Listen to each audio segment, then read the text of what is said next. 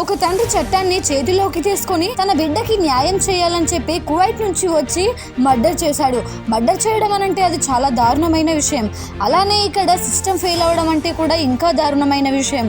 అసలు ఆ system fail అవ్వడం వల్లనే నేను ఇక్కడి వరకు రావాల్సి వచ్చి ఈ పని చేయాల్సి వచ్చింది అని చెప్పాడు. తన రీజన్స్ అండ్ తన వాదన అంతా కూడా ఒక వీడియో రూపంలో యూట్యూబ్ ఛానల్లో అప్లోడ్ చేశాడు. డిసెంబర్ 7వ తేదీన అన్నమయ్య జిల్లా ఒంబులంపల్లి మండలం కొత్తమంగళంపేటలోని ఆంజనేయులు. తన వయసు 59 ఏళ్ళు. ఈయన ఒక వికలాంగుడు కూడా. ఇంటి ఆవరణలో తాను నిద్రిస్తున్న సమయంలోనే తెలియని వ్యక్తులు తన తలపై రాడ్డుతో కొట్టి చంపేశారు. అనుమానాస్పద మృతి అని లోకల్ పోలీసులు వచ్చి కేసు నమోదు చేసుకున్నారు. ఇన్వెస్టిగేషన్ చేశారు. ఇలా పోలీసులు నిందితుడు ఎవరు అని చెప్పి ఆరాధిస్తుండగానే నిందితుడు అదే ఒంబలంపల్లికి చెందిన కొత్త ఆంజనేయులు ప్రసాద్ అనే ఒక వ్యక్తి వీడియోని పోస్ట్ చేశారు. ఆ వీడియోలో చాలా ఎమోషనల్ గా అండ్ తన ఆవేదనను మొత్తం కూడా తెలిపాడు. అసలు ఏం జరిగింది అని తెలుసుకోవాలి అనుకుంటున్నారా? కింద వీడియో ఉంది, క్లిక్ చేసి చూసే.